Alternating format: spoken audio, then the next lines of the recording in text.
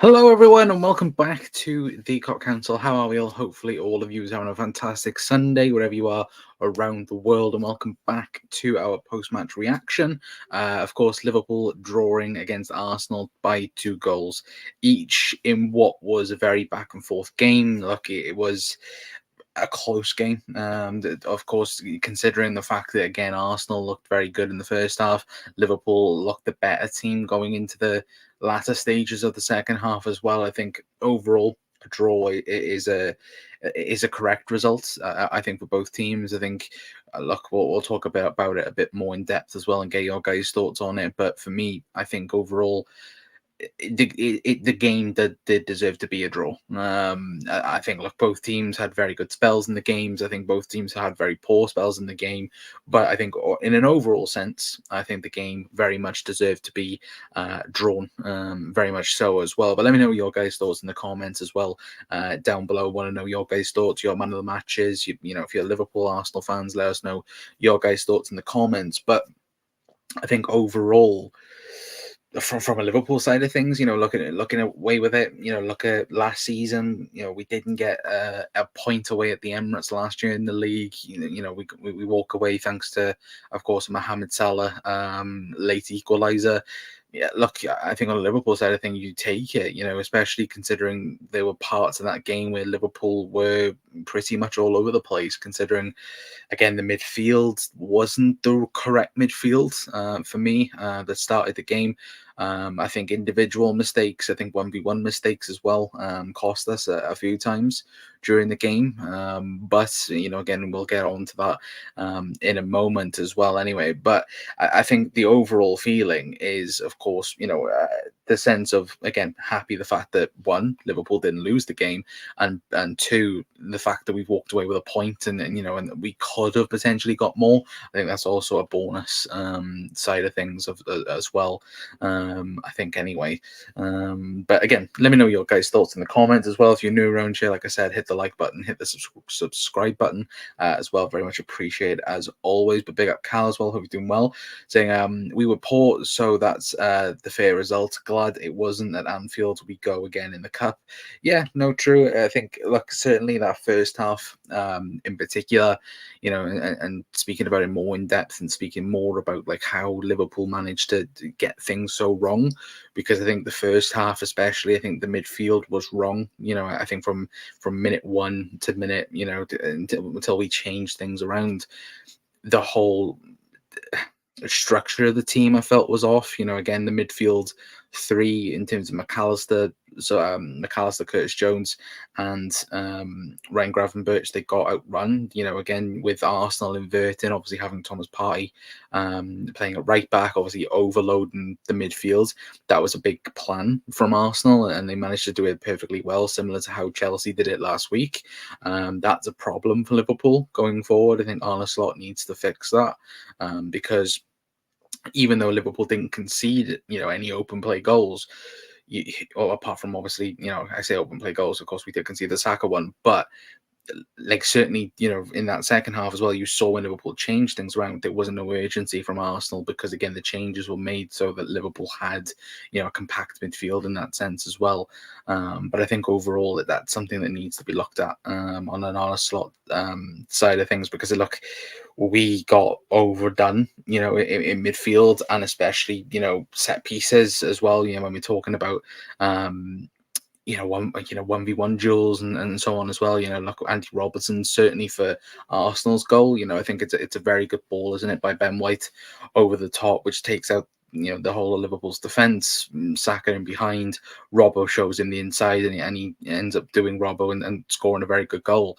And that was a big problem. I think for me personally, I felt like Arsenal very much, again, it was a great goal, but I feel like that is you can easily cancel that type of goal out. You know, I know Gary Neville on commentary, which again, you know, I don't get why he's on commentary sometimes, but you know, as he said, you know, again, it's too easy for Saka in that sense, you know, and Of course, does that then do you put blame on Virgil van Dijk? Do you put blame on Andy Robertson? For me, the goal's 100% Andy Robertson's fault. I feel like he had a very, very poor game. I think he's had a not so good start to the season either, as well. But again, that's just me, as well. I don't know what you guys agreeing with that either. But I feel like Robbo, especially in this game, had an absolute awful game, more than anyone. I thought Robbo really, really had a poor game, for me anyway. But yeah, it was Carl Sepper there. Hopefully, yeah, Arsenal have got that habit of parking the bus. We needed to work out how to open up the bus. Yeah, true. And that's the thing.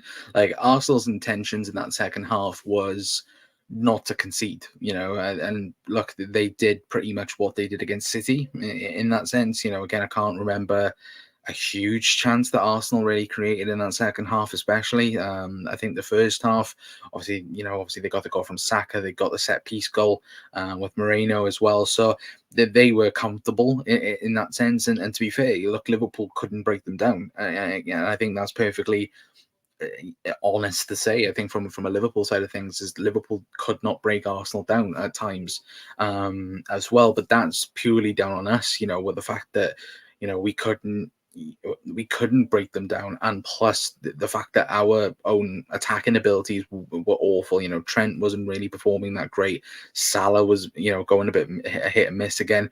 Nunes wasn't getting the opportunities to run in behind and have a go at Arsenal's defense, and so on as well. I felt like it was very much a losing battle at times. But again, the switch happened when the substitutes come on. And that's when Cody Gakpo was brought into the game. I thought, when we played Curtis Jones a bit more deeper and brought on Dominic Szoboszlai, I thought this game screamed Dominic Szoboszlai from the start. And again, I don't know why he wasn't in the team to begin with, but I think clearly you could see off the ball what Dom Szoboszlai brings to a Liverpool team, and it brings him at his best in many ways as well. But again, let me know your guys' thoughts in the comments as well, because I want to know your guys' thoughts as well. But tell you all, Liverpool should have won this game. Slot has to take the handbrakes off. Elliot should have come on. Elliot wasn't involved. Gary, he's not back for another 2 or 3 weeks. As well, it would have been nice to have an Harvey Elliott or Diogo Jota on the bench. That would have been brilliant. Nunes was Gary's man of the match for him. Zane's in as well. Zane Costa Simica's really good when he came on. What I love is his crosses always got past the first man. Yeah, and that's a real frustrating thing with Robbo as of late, and Trent. Off corners, again, I feel like it's so easy to get it past your first man, and Robbo lately on corners has been awful at that as well. I do, and this might be reactionary to the game itself, but I do feel like Liverpool need to sign a new number one left back, and I do believe that as well. I think Robbo's been, of course, an amazing servant towards Liverpool, and if Liverpool want to put him as backup left back, I'm more for that. But I feel like Liverpool need a new number one left back. It's got past that stage of, when we're talking about players on the decline. Robbo, he's not. It's not, again. It's not a huge and a, an awful downgrade to, of course, what we've seen, similar to like Fabinho, for example, where he had an absolute nightmare of a season. Robbo's not like that. But when we're talking about quality levels, Robbo's quality level has dropped, and it has, and I think that when we're talking about weak points of the team, Robbo is that for me at the minute anyway. And of course, people may go, "Oh, did you just a scapegoat?" No, I think Robbo. I think the left back area needed addressing for the last season and a half. I would say anyway. But I love the confidence, Gary, as well. Liverpool win the league, hopefully. Of course, we are behind City now as well by a point, so that should be fun for now anyway. But Curtis was our best midfielder. Gravenberch and Mac miles off it. Yeah, I think Maka especially. For me, I feel like today was definitely a result of Maka. He's not fully fit in many ways. I think Gravenberch, of course, struggled a little bit throughout the game, but I feel like certainly Maka with him, I feel like the fact that Liverpool seem to play him all the time, Argentina want to play him all the time. It's like I feel like there will be a period, certainly midweek, I do think as well, where Maka needs a rest, and I think that's quite visible to see the fact that again he is struggling. I think as well, but yeah, no, I'd agree 100%. But people will call us poor and all that. But City didn't beat Arsenal at the Etihad. City and Arsenal still clash at the Emirates. True. It's very, very true. Again, the fact that Liverpool have got a point away to the Emirates, it's a huge point, and I think I said at the start of the show, for me, both teams will be disappointed in some sense. That they didn't get to all 3 points. But I think if you were to say who was the team that are probably more happy with the point, I would probably say Liverpool because, again, last season we walked away there from with nothing. Our record away to the Emirates has, is pretty poor when you do consider it as well. So the fact that we could have got the winner if maybe we brought on the players and changed the system around a bit earlier on, that might have happened. But I think getting the point away at the Emirates again, going into this week now, the double header now against Brighton, that will be huge for the season ahead. Of course, I think we play away, don't we, chat, to Brighton first, and then we play back at Anfield then. I think Saturday 3 o'clock, I think it is as well. So again, it's a huge point for Liverpool. Getting a point in the Emirates was the mark of champions, Connor. Hopefully, Gary, I do believe, hope so indeed, as well. But I think Costas needs to run in the side. He deserves his chance. Well, in midweek now, I think Costas plays again. I wouldn't play Robbo personally. And I think maybe Arne Slot might even think about that. We've seen in a few Champions League games where, Arne Slot has gone with Costas over Robbo, and maybe, that might be a sign of things to come potentially as well. But in my opinion, the man of the match was Kanate. I would fully agree with that. I think Kanate, Ibu deserves a massive round of applause for his performance today. I thought he was outstanding. Again, I think out of everyone, when we talk about, the overall picture, I thought he was outstanding. I thought he was the best player on the pitch. I thought he was solid in terms of his 1v1s. And when we talk about, again, individual players losing out on the 1v1s, Trent was a bit meh again at times today. But I thought Ibu, he definitely closed down that area. Of course, there was a few iffy moments for Ibu, as there normally is. But look, I think overall it was a very, very solid performance from him. And again, the fact that he goes on to show yet again, I think Ibu was one of the best defenders in the Premier League. I know plenty of people will have their own opinion and thoughts on that as well. But I think it's a very interesting thing when you do look at it and look how good Ibu Konate is, and to think he's still only 23, 24. Like, again, he could go to another level, and he could. But at the current stage where Ibu is, he's unbelievable. And by miles, Liverpool's best player today. And I'd give him 100% man of the match as well. 100% agree with Zane on that anyway. But Trent 6 out of 10 times showed no composure. He'd just hit a first time long ball. Yeah, I think that was the plan, though Zane, to be fair. I think certainly in the first half, Liverpool didn't really consider, playing football, did we? We never considered, taking the short pass or doing, a couple of touches and then doing the final pass. It was always long ball to Diaz, long ball to Nunes, to Salah, and it never worked. Excuse me. It never worked, throughout the entire first half. It never worked. And then when we played a bit of football, even, certainly in the first half as well, when we played a bit of football, we won the corner, we scored the goal from it as well. Virgil van Dijk getting a goal in that respect as well. So, when Liverpool played football, we created chances, we created big problems for Arsenal, but we didn't do that throughout the game. And that, for me, certainly, I think it was the midfield, especially with, again, Arsenal did it very well in terms of dropping, Trossard and Havertz in to try and block, again, the start of the build up, with Gravenberch and McAllister.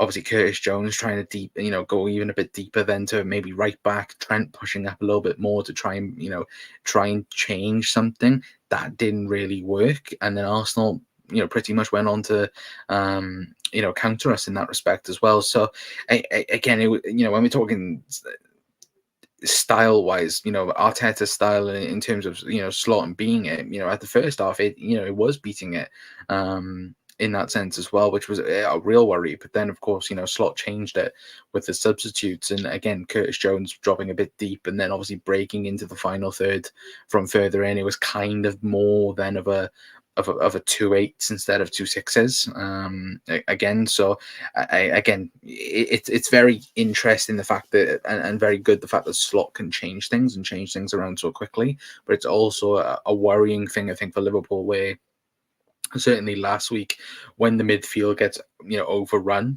in terms of somebody maybe potentially inverted, Liverpool do suffer from that very very much bad. So I think that's something where he needs to figure that out, whether that's of course midfield dropping in, or again maybe not pressuring in terms of the 10 pushing up with the 9 and dropping in a bit more into the midfield. Maybe that's something that we do going forward, but I think that's something again that teams are looking to exploit with this Liverpool system as well at the moment, of course. And sometimes it's working, sometimes it's not, but I think especially like today's goals, especially, I think that second goal can be stopped, from Arsenal. I think Liverpool, again, we didn't cover ourselves in glory.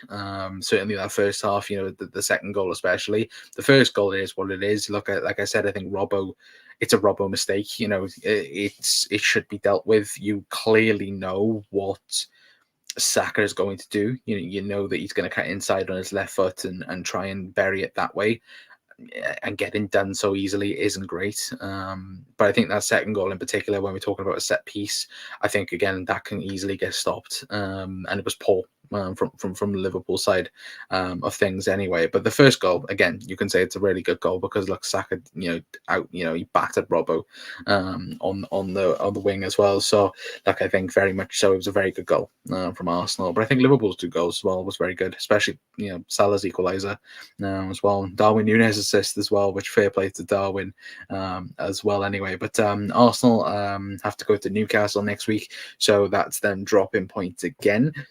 Well, if they get points, that's huge for them as well. And like we said, I said it on the match preview. For me, out of the 2, this was more of an important game for Arsenal than Liverpool. Of course, it's a big game. It's important for both. But if Arsenal had lost this game, that would have put a huge amount of pressure on Mikel Arteta. I said it yesterday when we were talking about it.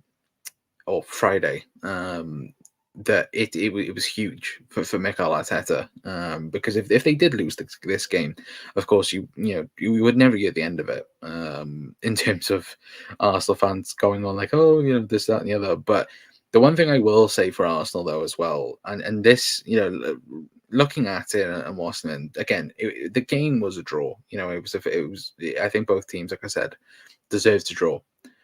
But the one thing I will say, and Virgil van Dijk called it out, they're only missing 2 players from their main team. Yes, of course it's Saliba and it's Odegaard, but they are only missing 2 players at the present moment in time.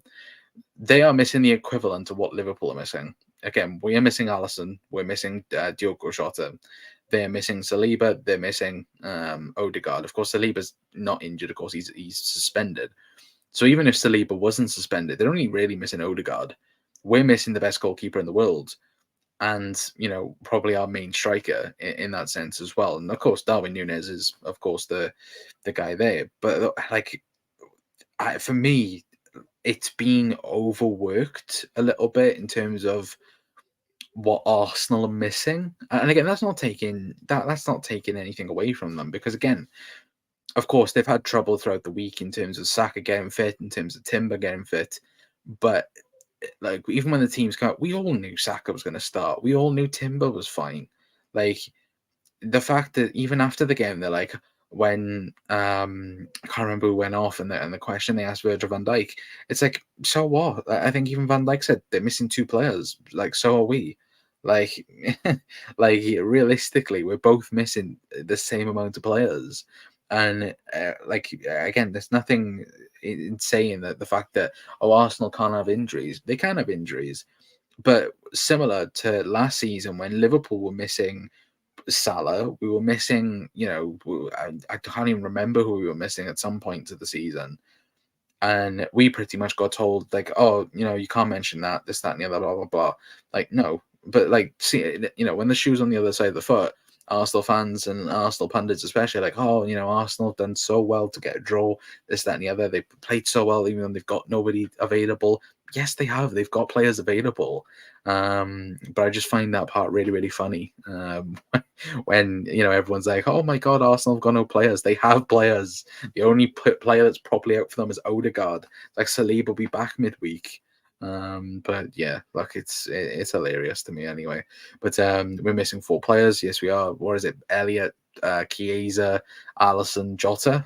Are they the four that we're missing? It's Demos over there, Bradley and Chiesa too as well. Yeah, 100%. Look at Jota. Like, Jota might have been the perfect player to play today, because of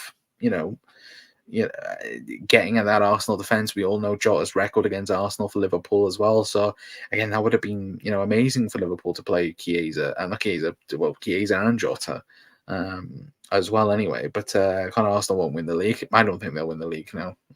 I think it's between us and City, for being honest. I still think City are favourites for it. You'd be stupid not to say that. I think Liverpool again. Even though we got a result today, performance levels need to be a bit better all round. But if we can get that and get the results, again, there's no reason to say why Liverpool can't go on to challenge City for the league. Anyway, but I have to laugh at Arsenal fans. Which I think because Saliba's pants in a single game. Yeah, exactly. Look, I will give Arsenal credit for certain things, but it's also the fact that it for me, Arsenal fans have overplayed the fact that they've got injuries. Like, look at Liverpool one season. Liverpool had 22 centre back pairings. Like, what more do you want? But and people will go and see Arsenal fans lately as well, and not even just them. I think just overall, fans have complained about games and this, that, and the other. Jurgen Klopp spoke about this 4 or 5 years ago and got laughed at by rival fans to stop moaning and stop complaining and stop whinging about injuries and that. And then they are doing the exact same thing. And that's something that I laugh at so much then when people complain and complain and complain about. I'm like, well, you had a manager complaining about it and trying to make a cause for it and got shot down so quickly. Like, that's something that I find hilarious in that sense as well. But look, that's just me. Anyway, having a rant about that. Anyway, but I thought Darwin Núñez was really good today. His overall game is improving. Yeah, no, it's 100% improving. I thought, look at the goal. Like, how many times in the past where Darwin Núñez has made a similar mistake in terms of a simple pass, and he did it. He got the space, did the correct pass, and it's a goal. And look, that's 100% fair play to Darwin Núñez. Absolutely unbelievable from him as well. But maybe Arsenal players keep falling to the ground because Arteta keeps shouting to him. But for God's sake, Damo. That's a bad one. Pogba getting a point, diving and cheating Arsenal is a very good result. Big up Doug as well. Yeah, look, again, Arsenal. For me, Arsenal are trying to win games and win the league by playing the dark arts of football, and they currently have the B-Tech version of that because they're not getting away with anything. And then when they do get caught with things and get yellow cards and red cards, like, again, they complain and moan and whinge. And I'm like, what do you expect? Like, you're trying to do certain things that you just cannot do as well. But yeah, that's just my opinion. Chelsea looked better than Arsenal at the moment. Maybe, like, again, I think we'll take a look at the league table in a minute. Sorry, but I think overall, when you do look at the table, of course, it's very, very close as well. If Arsenal had lost, they would have been below Chelsea as well. So that's, again, one defeat. And again, you're brought back into that bracket, aren't you, in terms of, you know, the players, and teams that will fight for top four and could even peek into the Premier League title race as well. Anyway, so we'll get a table up right now for you guys. Hopefully, this will pop up. Um, will it work? There we go. That should work for you guys, so you guys can see that. There we go. Let me make that a bit bigger for you guys. Yeah. So as you can see, again, City top of the league right now, 23 points. Liverpool 22 points. Of course, Arsenal on 18 points. Villa on 18 points as well. Chelsea on 17 points after they beat Newcastle earlier as well. So again, good result for them as well. And Brighton, if Brighton had beat I can't remember who they played, but if Brighton won again, they would have been over Arsenal as well. If they had got obviously if Arsenal had lost and Brighton won their game as well. So again, it's very close in terms of the top of the Premier League, as you can see. Even but they, again, look at the Golden Boot race. Chris Wood on 7 and Buemo on 8, and obviously Erling Haaland on 11, which shock, surprise. Erling Haaland's top of the goal scoring sheet anyway. But I think looking at it overall, again, next week, huge fixtures for all the teams.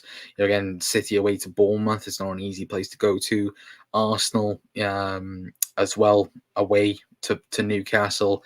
And then, of course, us at home against Brighton, which is, excuse me, it is a very, very tough game. When you look over the years, Liverpool have genuinely not done so good against Brighton. Of course, we normally draw, or we get the occasional win. Let's say that anyway. To be fair, anyway, but. I was well proud of that Timber joke. I bet you was, Damo. I bet you were smirking when you were typing it in as well. Anyway, but the only thing when we'll say on Darwin, he needs to be more ruthless in the box. Yeah, again, I felt like though that when we talk about the tactic side of things, I feel like Darwin Núñez. Well, I feel like the whole front three wasn't given an opportunity to run at Arsenal's defense. I wanted that at times today, where we could go on and penetrate Arsenal's defense, where Darwin running in behind, when they've got the defense of Timber and Gabriel, like that would have been ideal. But again, we didn't do that. We didn't create those chances. But then the chance that we did do that, in terms of the ball over the top, Darwin running in behind, created the goal for Mo Salah as well. So again, the signs are there for Darwin Núñez, and in this Liverpool team, and the style, the play that we're playing now, certainly with the formation as well, that is what Darwin Núñez, and hopefully we'll get the best out of him. Excuse me, guys. Hopefully that will be the best out of him. I'm coming out with a cold now. Brilliant. But no, hopefully we'll be getting the best out of him, where we can, utilize him going forward, and then have the runners then in terms of Diaz and Salah, coming up and then creating more chances in that sense as well. So there is, of course, there's a player there in Darwin Núñez as well. I think he can be one of the best, strikers in the world. But of course, when we're talking about, a complete striker, that's what Darwin Núñez you'd hope would be. But of course, obviously, it takes more obviously tight game time in that sense. And I think the question is, even today, if Jota was fit and available, would Jota have started? Potentially, I think as well, for slots anyway. But I think the overall sense for Liverpool, I think, is, again, the fact that we've got the point. It's necessary, the fact that you look at, away to Arsenal, tough place. Normally we don't do that great, but the fact we've walked away with a point and it could have been more, I think, is something very, very special to have as well. Of course, and obviously, midweek League Cup, but obviously rotation for that will be key. And then, of course, Brighton again. Then in the weekends in terms of the league, if we can win that, and then who knows what happens with other results. Again, I think Chelsea, they play Manchester United, which, let's be honest, that's an easy 3 points. And of course, City getting Bournemouth. Who knows where Liverpool could be this time next week? But the fact we've got points again on the board is very, very good on the Liverpool side of things as well. Anyway, and avoided defeat as well is very, very good.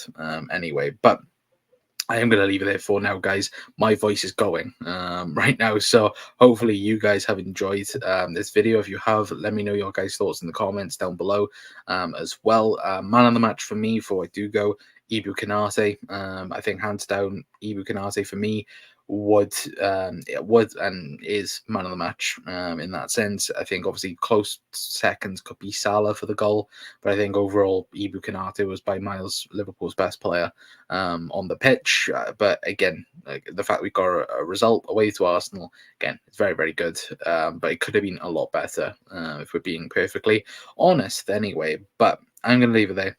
I've been Connor from the Cop Council. I'll see you guys tomorrow. We'll try and do a show tomorrow. We'll talk a bit about more this game and hopefully get your guys' thoughts on that as well. But yeah, if you're new, hit the like button, hit the subscribe button, and all of that good stuff. Anyway, but until next time, that's going to be it from me. Like I said, I've been Connor from the Cop Council. See you guys tomorrow. Ta-ra.